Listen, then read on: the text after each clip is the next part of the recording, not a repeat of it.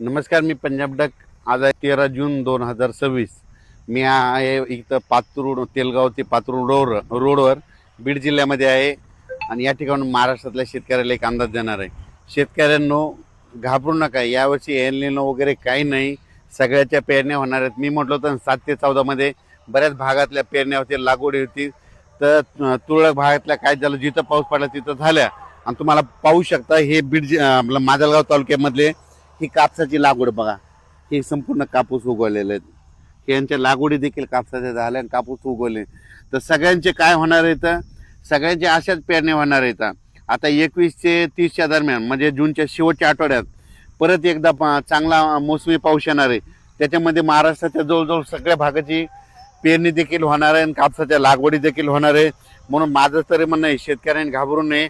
El Nino वगैरे काही नाही. काय होणार, सुरुवातीपासूनच मी म्हणलो ना, 3 टप्प्यामध्ये पाऊस पडणार आहे.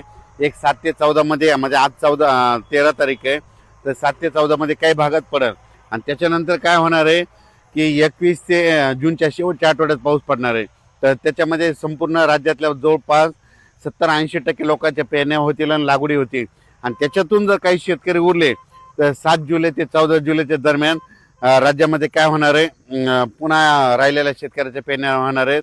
म्हणून हे देखील सर्व शेतकऱ्यांना लक्षात